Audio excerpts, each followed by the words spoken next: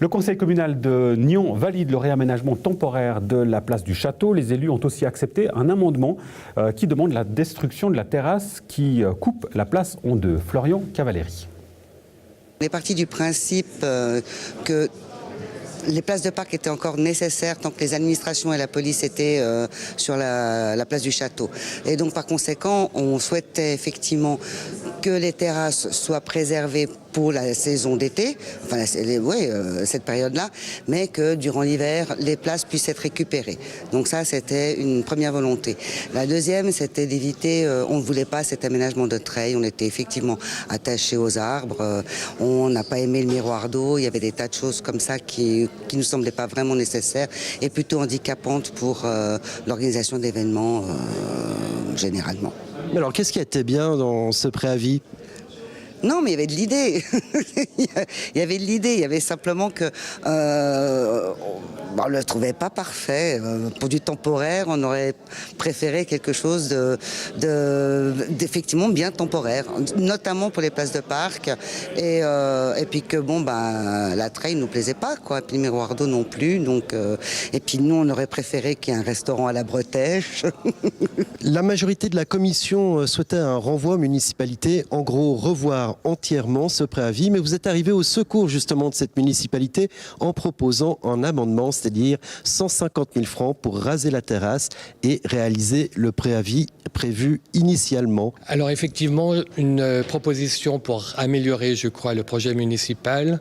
Il y à trône depuis la fin des années 80 au milieu de la place du château ce grand terre-plein qui est devenu dans l'intervalle la salle à manger de l'auberge du château qui est accessible à très peu de monde. C'est une salle à manger très luxueuse qui d'une part coupe la place du château en deux et qui d'autre part empêche son occupation par les Nyonnaises et les Nyonnais et réservée qu'à quelques-uns. Donc j'ai proposé effectivement par un amendement de supprimer ce terre-plein et de rajouter 150 000 francs au budget pour pouvoir le faire.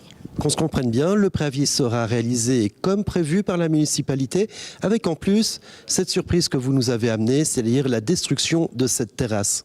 Alors, le projet est en deux parties. Une partie, c'est la partie nord de la place, avec la suppression des places de parc, l'aménagement de terrasses pour le bar à wine et la Puccia qui sont en face, qui permettront d'apporter de l'activité sur cette place.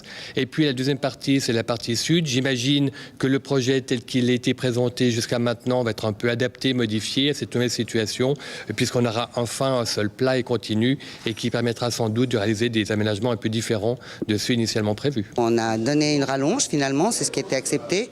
Mais aujourd'hui, je ne pense pas que les gens mesurent vraiment ce qu'on a voté, si ce n'est la destruction de cette terrasse. Après, qu'est-ce qui va se passer? Qu'est-ce qui va être mis en place vraiment? On n'en sait rien. Maintenant, il est clair que chez nous, les avis étaient partagés.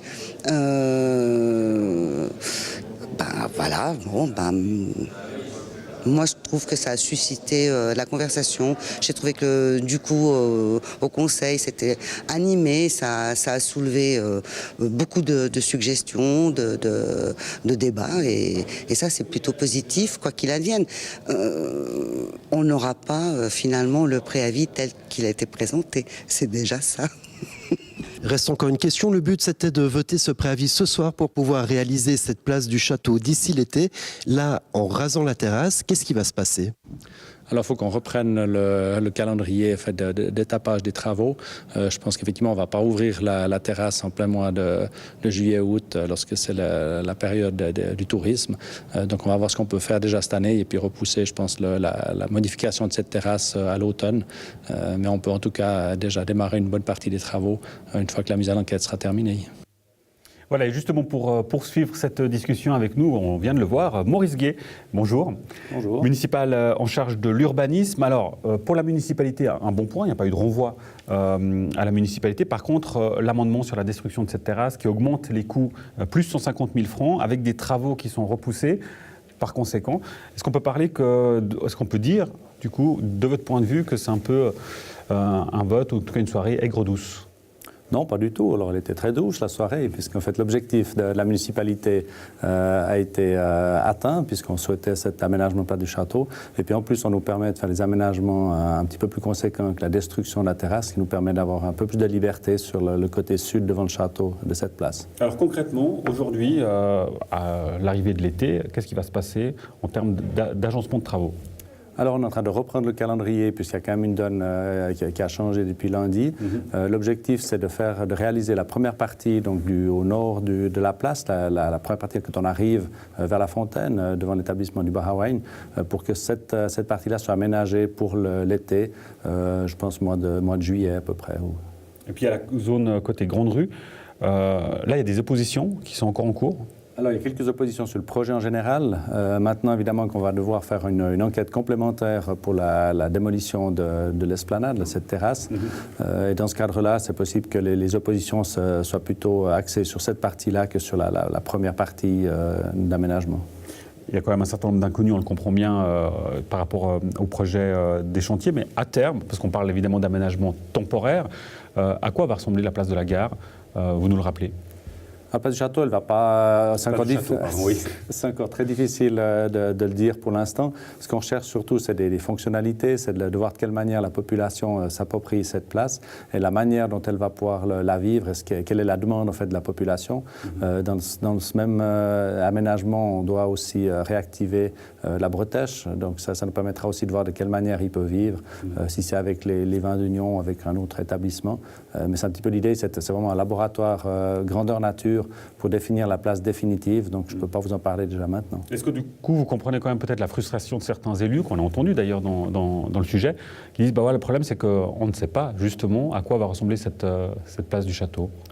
Alors, définitivement, donc la deuxième étape, l'aménagement définitif, effectivement, on ne sait pas encore à quoi il va ressembler. Par contre, cette première étape, qui va quand même durer entre 5 et 6 ans, là, il a été présenté à la Commission, au Conseil, et c'est en toute connaissance de cause que le Conseil a voté ce préavis. Et une chose aussi, cette fois-ci, la place de la gare. Là, il y a aussi ce réaménagement temporaire qui, dans les travaux, ne vont pas débuter d'ici cet été, a priori. On sent qu'il y a beaucoup d'émotions dans le cadre de ce dossier. On a cru comprendre, en tout cas dans la presse, on parlait de discussions houleuses en commission, voire des insultes qui auraient été échangées. C'est un sujet sensible. Peut-être qu'il y a eu des mots un petit peu forts qui ont été apportés au Conseil. Je ne sais pas, je n'étais pas dans ces séances-là de commission. En tout cas, la séance qu'on a eue avec la municipalité, ça s'est très bien passé avec les commissaires. Évidemment que c'est des lieux sensibles, c'est des aménagements quand même qui modifient la vision qu'on peut avoir de Nyon. Et c'est vrai que tous les conseillers sont très attentifs à ce qu'on va y faire. Donc c'est des lieux sensibles. Là, évidemment, on va plutôt décaler la réalisation en 2019, puisqu'on avait proposé des aménagements avec des arbres et que ce n'est plus la saison de planter les arbres. Donc si le Conseil communal nous octroie ce crédit, ça sera pour 2019 et non pour 2018. Et dans tous les cas, peut-être un message au moment où les travaux vont débuter, un message aux Nyonnais, patience. Alors, non, c'est des travaux qui sont relativement légers, puis c'est des aménagements temporaires, donc ça a peu d'impact sur le fonctionnement de la gare. C'est clair, va être un petit peu impacté, mais on va tâcher de faire au mieux pour que ça ne perturbe pas le fonctionnement de la ville. Maurice Gué, un grand merci et à bientôt. Merci.